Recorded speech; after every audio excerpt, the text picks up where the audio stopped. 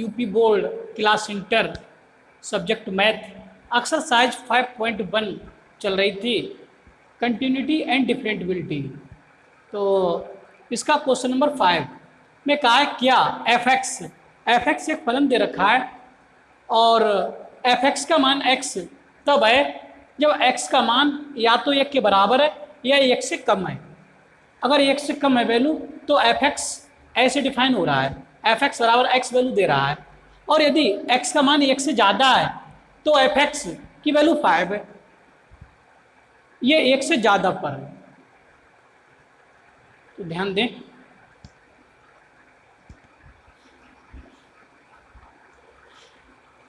F x बराबर x value तब है यदि x बराबर 1 या लेस देन 1 और 5 तब है जब x इज ग्रेटर देन 1। तो करें द्वारा परिभाषित एक फलन f के लिए दिखाना है x बराबर 0 पर, x बराबर 1 पर तथा x बराबर 2 पर समतत है क्या। तो ये तो इसकी कंटिन्यूटी चेक करने के बाद ही पता चलेगा कि ये फलन कैसा है। तो मैं चेक कर रहा हूँ, सबसे पहले x बराबर 0 पर देख रहा हूँ, x बराबर 0 पर, x बराबर 0 पर एफ एक्स का मान x बराबर 0 पर देखेंगे तो x बराबर 0 की बात करेंगे तो 0 तो 1 से कम है, 1 से कम है तो एफ एक्स इस तरीके से काम करेगा, एफ एक्स का मान एफ एक्स लिया जाएगा, एफ एक्स बराबर एक्स, एफ एक्स बराबर एक्स। अब हम मान चाहिए x बराबर 0 पर, तो f0 का मान चाहिए, f0 का मान x के स्थान पर 0 लिख देंगे। तो यहाँ से x बराबर 0 पर f0 का मान 0 आया, फंक्शन का मान तो 0 आया। लेकिन अब लेफ्ट हैंड लिमिट और राइट हैंड लिमिट की बात करेंगे तो x बराबर 0 पर राइट हैंड लिमिट वो f0 प्लस में ही जाएगी, क्योंकि राइट हैंड लिमिट तो प्लस में जाती है। तो इसे लिखने का तरीका limit x approach to 0 plus of F x बराबर, यहाँ से limit h approaches to 0 f0 plus h। ये सब आप लोग पढ़ चुके हो, मैंने बेसिक वीडियो में पढ़ा रखा है इसे। जिन बच्चों ने बेसिक वीडियो ना देखी हो तो वो बेसिक वीडियो को अवश्य देख लें। तो यहाँ से x अप्रोच टू 0 प्लस पर एफ एक्स का मान मीन्स राइट हैंड लिमिट का मान कितना आएगा, इसका मान निकाल रहे हैं। तो इधर लिखे दे रहा हूँ, limit x approaches to 0 plus of F x is equal limit h approaches to 0, ये एफ एच मिलेगा हमारे लिए, एफ एच, ये एफ एच आया निकल कर एफ एच। तो इसका मान चाहिए लिमिट h अप्रोच टू 0 पर एफ एच का मान चाहिए। तो एफ एच का मान कितना आएगा, यहाँ पर x बराबर 0 की बात कर रहे थे हम, तो 0 तो 1 से कम है, 1 से कम है तो फलन ऐसे प्रयोग होगा, ऐसे एफ एक्स का मान x, एफ एक्स का मान x, हमें चाहिए एफ एच, तो एफ एच चाहिए, एफ एच का मान h ही तो होगा, तो h होगा तो एफ एच का मान h आ जाएगा। तो यहाँ से h का मान पुट कर दे रहे हैं, लिमिट पुट कर दे रहे हैं 0, तो टोटल वैल्यू 0 ही तो आएगी। तो ये इसकी राइट हैंड लिमिट आई 0 पर फंक्शन की राइट हैंड लिमिट, इसका मान 0 आया। अब मैं इसके लेफ्ट हैंड लिमिट की बात करूँगा, x बराबर 0 पर लेफ्ट हैंड लिमिट तो माइनस में जाती है, f0 माइनस, इसे भी लिखने का तरीका limit x approach to 0 minus of F x is equal limit h approaches to 0 और ये मिलेगा 0 माइनस h, तो is equal limit h approaches to 0, ये f माइनस h ही रह जाएगा, 0 का तो कोई मतलब ही नहीं रहा, f माइनस h रह जाएगा। तो यहाँ से लिमिट h अप्रोच टू 0, अब हम इसका मान निकालेंगे f माइनस h का। तो हम x बराबर 0 की बात कर रहे थे, 0 पर देख रहे थे, 0 पर, तो 0 पर 0 जो वैल्यू है वो 1 से कम है, 0 1 से कम है, तो 1 से कम पर फलन ऐसे चल रहा है, एफ एक्स का मान x दे रहा है, तो f माइनस h का मान माइनस h देगा, तो इसका मान माइनस h देगा इसका। अब लिमिट पुट कर दे रहा हूँ, तो एक स्टेप और नीचे लिख रहा हूँ, limit x approach to 0 minus of F x is equal, जब h के स्थान पे 0 लिखा जाएगा, क्यों लिमिट h टेंड्स टू 0 है, तो h का मान जब 0 लिखा जाएगा तो 0 ना तो माइनस का होता है ना प्लस का, तो इसका मान 0 ही तो आएगा। तो इस प्रकार हमने देखा कि इसकी लेफ्ट हैंड लिमिट फंक्शन की लेफ्ट हैंड लिमिट x बराबर 0 पे, इसका मान भी 0 आया, राइट हैंड लिमिट का मान भी 0 आया, फंक्शन का मान भी 0 आया, तो तीनों चीज़ें बराबर हैं। यहाँ लिख देंगे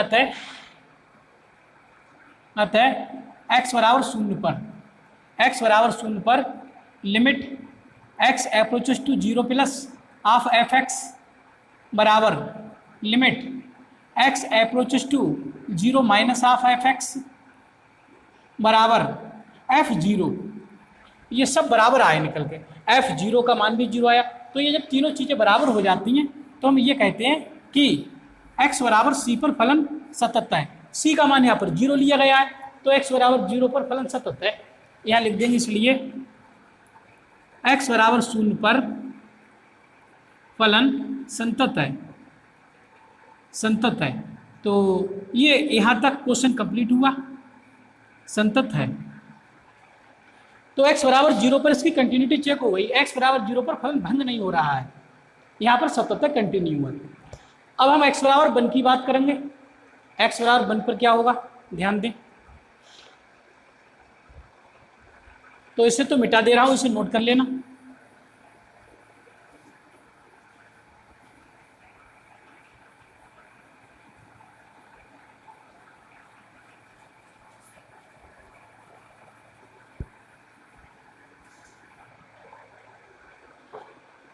x बराबर 1 पर, x बराबर 1 पर अगर फंक्शन की बात करें हम, फंक्शन तो x इज इक्वल 1 पर, इसमें दो, एक लेस देन और एक इक्वल, दोनों पर ही फंक्शन का मान x है। तो अब इक्वल की बात चल रही है, तो इक्वल पर फंक्शन का मान एफ एक्स एक्स की तरह काम करेगा। तो हमें वैल्यू चाहिए 1 पर फंक्शन की, f1, तो यहाँ से बनी तो आएगा x के स्थान पे यहाँ 1, तो यहाँ 1, तो x बराबर 1 पर फंक्शन का मान तो बनाया। अब x बराबर 1 पर लेफ्ट हैंड लिमिट और राइट हैंड लिमिट की बात करेंगे। तो x बराबर 1 पर right hand limit, right hand limit 1 पे 1 प्लस में जाती है, और लिखने का तरीका limit x approaches to 1 plus of F x is equal, यहाँ से मिलेगा limit h approaches to 0 f1 plus h, यहाँ से limit x approaches to 1 plus of F x is equal, यहाँ से लिमिट h अप्रोच टू 0। अब ध्यान दो, यहाँ 1 प्लस की बात हो रही है, 1 प्लस का मतलब है 1 से कुछ ज़्यादा, तो 1 से ज़्यादा तो फंक्शन एफ एक्स का मान कितना है, 5 है। x इज ग्रेटर देन 1 पर, क्योंकि 1 प्लस की बात चल रही है, 1 प्लस मीन्स 1 से कुछ ज़्यादा, तो 1 से थोड़ा ज़्यादा की बात करें तो 1 इज ग्रेटर देन पर एफ एक्स का मान 5 है, तो ये एफ एक्स का मान कितना होगा, 5 होगा, 5 होगा। क्योंकि इसमें अब x की टर्म ही नहीं आई, होते तो वहाँ पर लिखी जाती है x के स्थान पर 1 प्लस एच, x अगर इसमें होता है ही नहीं, 5 है तो 5 ही लिखेंगे। अब h का मान इसमें पुट भी नहीं होगा, क्योंकि h इसमें रहा ही नहीं, जब h नहीं रहा तो इसका मान 5 ही रहेगा। तो इस प्रकार हमने देखा limit x approach to 1 plus पर एफ एक्स का मान 5 आया निकल के। अब यहाँ पर देख रहे थे फंक्शन का मान बनाया, राइट हैंड लिमिट 5 आ गई, जब लेफ्ट हैंड लिमिट भी देखते हैं, x बराबर 1 पर लेफ्ट हैंड लिमिट, तो ये होगी आपकी लेफ्ट हैंड लिमिट, तो 1 पर माइनस में जाएगी, 1 माइनस, तो ये होगी limit x approaches to 1 minus of F x is equal, ये मिलेगा limit h approaches to 0 f1 minus h, 1 minus h हो जाएगा। तो यहाँ से limit x approaches to 1 minus of F x is equal limit h approach to 0। अब इस function का मान निकलेगा f1 माइनस, 1 माइनस का मतलब है 1 से कम, 1 माइनस मीन्स 1 में थोड़ा सा कम, तो 1 में कम जब हो जाएगा तो x इज लेस देन, 1 से कम पर फंक्शन का मान ये है। अब ये फंक्शन ऐसे ही डिफाइन होगा एफ एक्स बराबर x, हमें चाहिए 1 माइनस एच, यहाँ 1 माइनस एच, तो यहाँ भी 1 माइनस एच हो जाएगा, तो यहाँ भी 1 माइनस एच हो जाएगा, f1 माइनस एच का मान 1 माइनस एच आ जाएगा। लिमिट पुट कर दे रहा हूँ, limit x approaches to 1 minus of F x is equal, 1 तो ऐसे ही h के स्थान पर 0, तो यहाँ से limit x approaches to 1 minus of F x is equal, यहाँ से इसकी वैल्यू 1 आई निकल के। तो हमने क्या देखा, हमने देखा इसकी लेफ्ट हैंड लिमिट और राइट हैंड और फंक्शन का मान तो बराबर है, लेकिन is not equal to right hand limit. Right hand limit ने यहाँ पर मान अलग दिखाया है, अपना 5 इसने वैल्यू दिखाई है, तो ये तीनों बराबर तो है नहीं। जब बराबर नहीं है तो x बराबर 1 पर फलन संतत तो होगा नहीं, डिसकंटिन्यू होगा फलन, कंटिन्यूस तो होगा नहीं। तो हम लिख देंगे अतः यहाँ से राइट हैंड लिमिट, या ऐसे लिख सकते हो limit x approaches to 1 plus पर fx का मान बराबर नहीं है इसकी लेफ्ट हैंड लिमिट की, limit x approaches to 1 minus of fx, और ये दोनों बराबर है, बराबर f1 इसे मिटा दे रहा हूँ, यहाँ लिख दे रहे हैं f1 का मान और 1 माइनस पर इसकी लेफ्ट हैंड लिमिट, ये दोनों बराबर आई निकल के, लेकिन ये राइट हैंड लिमिट के बराबर दोनों नहीं आई, तो ये कंडीशन फॉलो हो रही है, इज नॉट इक्वल इसमें आ रहा है। तो इसका मतलब ये हुआ x बराबर 1 पर फलन संतत नहीं है। यहाँ लिख देंगे अतः x बराबर 1 पर फलन संतत नहीं है।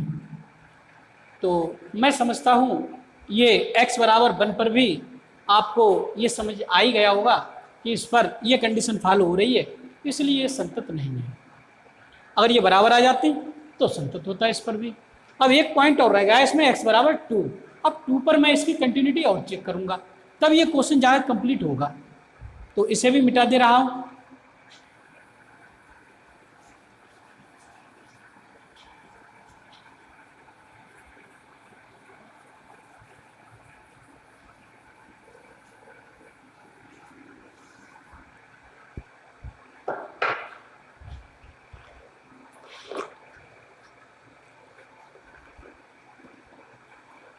x बराबर 2 पर, x बराबर 2 पर यदि बात करें तो फलन कौन सा प्रयोग होगा, fx 2 तो 1 से ज़्यादा है, 1 से ज़्यादा है, जब 1 से ज़्यादा वैल्यू है तो fx 5 की तरह प्रयोग होगा, fx बराबर 5 ये रहेगा। अब हमें मान चाहिए x बराबर 2 पर, तो इधर x है ही नहीं, इधर x नहीं है, तो f बराबर 2 पर भी फलन का मान 5 ही रहेगा, तो f2 पर फलन का मान 5 आ गया। अब x बराबर 2 पर फंक्शन की लेफ्ट हैंड लिमिट और राइट हैंड लिमिट के बारे में चर्चा करेंगे।